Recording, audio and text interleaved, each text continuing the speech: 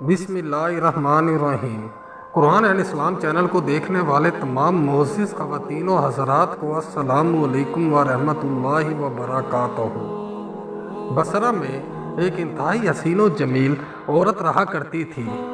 لوگ اسے شوانا کے نام سے جانتے تھے۔ ظاہری حسن و جمال کے ساتھ ساتھ اس کی آواز بھی بہت خوبصورت تھی۔ اپنی خوبصورت آواز کی وجہ سے وہ گائیکی اور نوحہ گری میں مشہور تھی۔ بصرہ شہر میں خوشی اور غمی کی کوئی مجلس اس کے بغیر ادھوری تصور کی جاتی تھی۔ یہی وجہ تھی کہ اس کے پاس بہت سا مال و دولت جمع ہو گیا تھا۔ بصرہ شہر میں فسق و فجور کے حوالے سے اس کی مثال دی جاتی تھی۔ اس کا رہن سہن امیرانہ تھا۔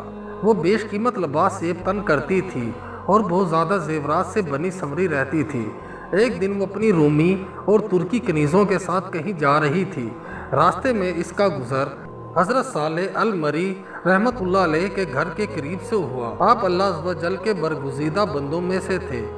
آپ باعمل عالم دین اور عابد و زاہد تھے۔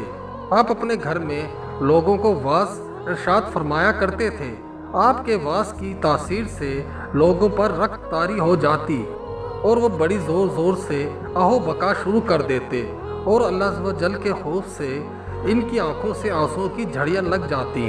جب شوانا نامی وہ عورت وہاں سے گزرنے لگی تو اس نے گھر سے آہو فغاں کی آوازیں سنی۔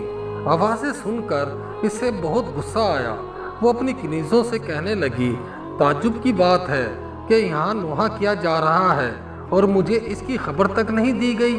پھر اس نے ایک خادمہ کو گھر کے حالات معلوم کرنے کے لیے اندر بھیج دیا۔ وہ لونڈی اندر گئی اور اندر کے حالات دیکھ کر اس پر بھی خدا عز و جل کا خوف طاری ہو گیا اور وہ وہیں بیٹھ گئی۔ جب وہ واپس نہ آئی تو شوانا نے کافی انتظار کے بعد دوسری اور پھر تیسری لونڈی کو اندر بھیجا، مگر وہ بھی واپس نہ لوٹی۔ پھر اس نے چوتھی خادمہ کو اندر بھیجا جو تھوڑی دیر بعد واپس لوٹ آئی اور اس نے بتایا کہ گھر میں کسی کے مرنے پر ماتم نہیں ہو رہا بلکہ اپنے گناہوں پر آہو بکا کی جا رہی ہے۔ لوگ اپنے گناہوں کی وجہ سے اللہ عز و جل کے خوف سے رو رہے ہیں۔ شوانا نے یہ سنا تو ہنس دی اور ان کا مذاق اڑانے کی نیت سے گھر کے اندر داخل ہو گئی، لیکن قدرت کو کچھ اور ہی منظور تھا۔ چوں ہی وہ اندر داخل ہوئی، اللہ عز و جل نے اس کے دل کو پھیر دیا۔ جب اس نے حضرت صالح المری رحمۃ اللہ علیہ کو دیکھا تو دل میں کہنے لگی، افسوس میری تو ساری عمر ضائع ہو گئی۔ میں نے انمول زندگی گناہوں میں عکارت کر دی، وہ میرے گناہوں کو کیوں کر معاف فرمائے گا۔ انہی خیالات سے پریشان ہو کر اس نے حضرت صالح المری رحمۃ اللہ علیہ سے پوچھا، اے امام المسلمین، کیا اللہ عز و جل نافرمانوں اور سرکشوں کے گناہ بھی معاف فرما دیتا ہے؟ آپ نے فرمایا، ہاں، یہ واعظ و نصیحت اور وعدے وعیدیں سب انہی کے لیے تو ہیں تاکہ وہ سیدھے راستے پر آ جائے۔ اس پر بھی اس کو تسلی نہ ہوئی تو وہ کہنے لگی، میرے گناہ تو آسمانوں کے ستاروں اور سمندر کی جھاگ سے بھی زیادہ ہیں۔ آپ نے فرمایا، کوئی بات نہیں، اگر تیرے گناہ شوانا سے بھی زیادہ ہوں تو بھی اللہ عز و جل معاف فرما دے گا۔ یہ سن کر وہ چیخ پڑی اور رونا شروع کر دیا اور اتنا روئی کہ اس پر بے ہوشی طاری ہو گئی۔ تھوڑی دیر بعد جب اسے ہوش آیا تو کہنے لگی، حضرت میں ہی وہ شوانا ہوں جس کے گناہوں کی مثالیں دی جاتی ہیں۔ پھر اس نے اپنا قیمتی لباس اور گراں قدر زیور اتار کر پرانا سا لباس پہن لیا اور گناہوں سے کمایا ہوا سارا مال غربا میں تقسیم کر دیا اور اپنے تمام غلام اور خادمائیں بھی آزاد کر دیں۔